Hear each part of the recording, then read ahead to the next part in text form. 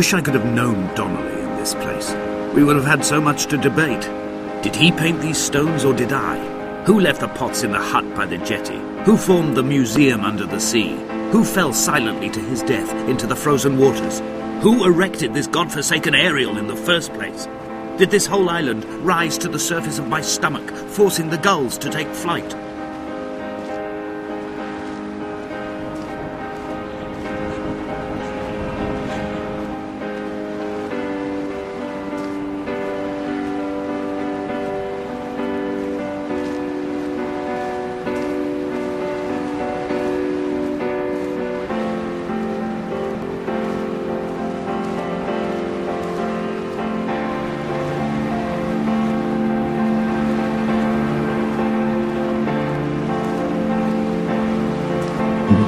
Fire and soil, I chose fire.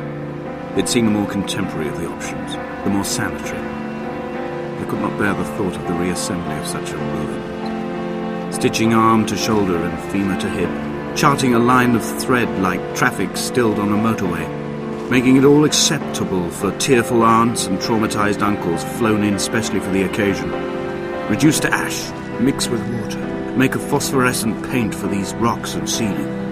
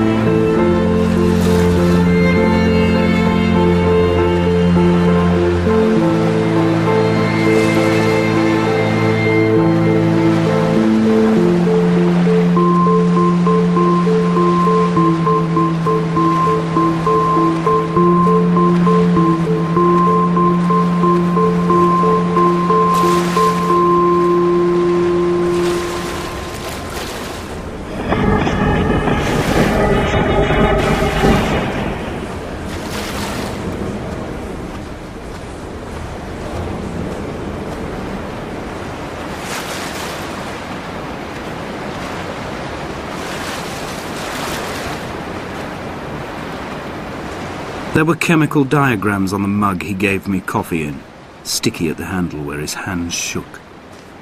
He worked for a pharmaceutical company with an office based on the outskirts of Wolverhampton. He'd been travelling back from a sales conference in Exeter, forming a strategic vision for the peddling of antacid yogurt to the European market. You could trace the connections with your finger, join the dots, and whole new compounds would be summoned into activity.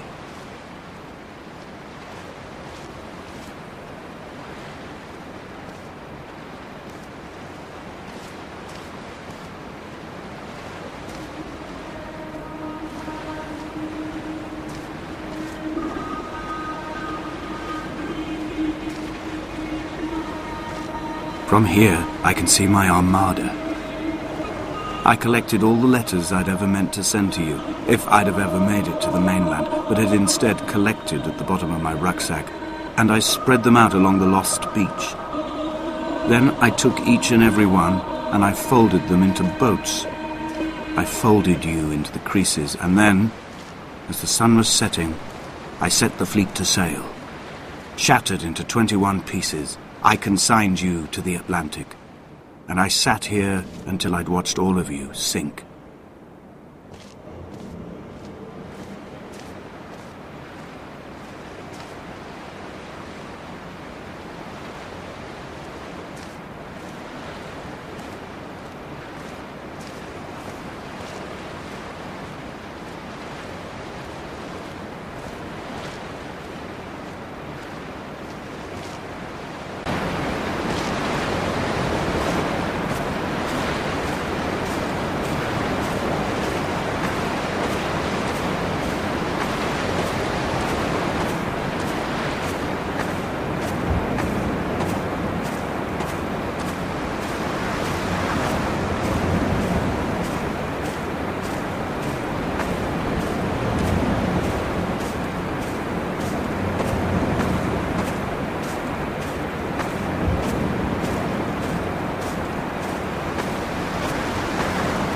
A sound of torn metal, teeth running over the edge of the rocks, a moon that casts a signal as I lay pinned beside you, the ticking of the cooling engine, and the calling from a great height, all my mind as a bypass.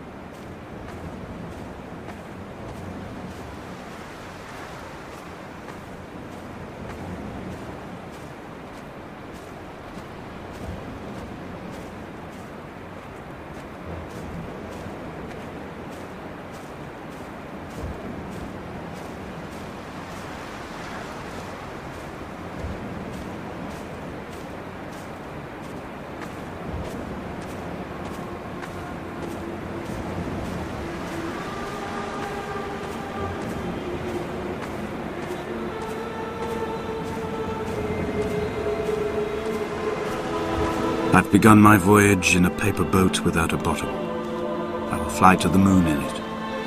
I've been folded along a crease in time, a weakness in the sheet of life. Now you've settled on the opposite side of the paper to me. I can see your traces in the ink that soaks through the fibre, the pulped vegetation. When we become waterlogged and the cage disintegrates, we will intermingle. When this paper aeroplane leaves the cliff edge and carves parallel vapor trails in the dark, we will come together.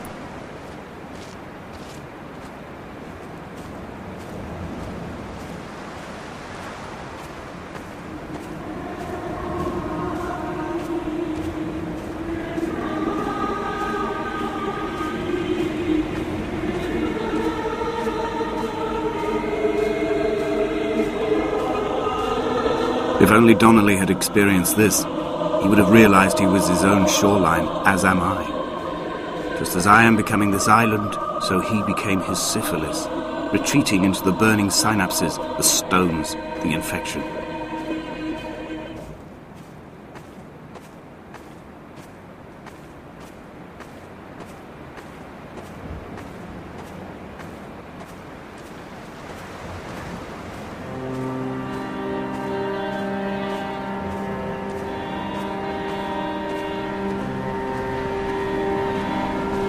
There are headlights reflected in these retinas, too long in the tunnels of my island without a bottom. The sea creatures have risen to the surface, but the gulls are not here to carry them back to their nests. I've become fixed, open and staring, an eye turned on itself. I've become an infected leg whose tracking lines form a perfect map of the junctions of the M5. I will take the exit at mid-thigh and plummet to my Esther.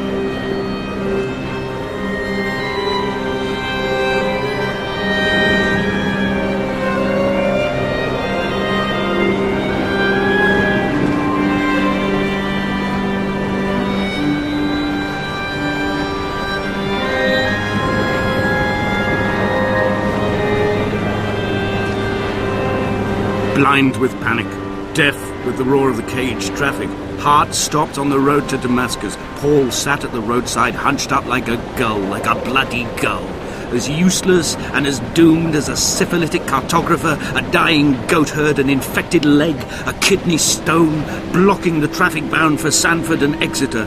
He was not drunk, Esther. He was not drunk at all. All his roads and his tunnels and his paths led inevitably to this moment of impact. This is not a recorded natural condition.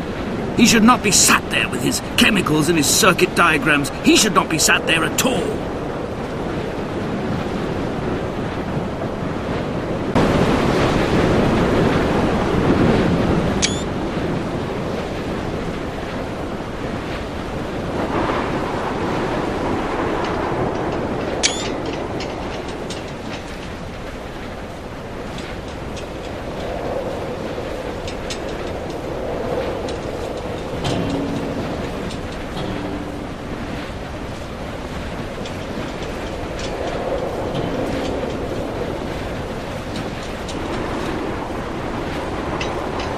I have run out of places to climb.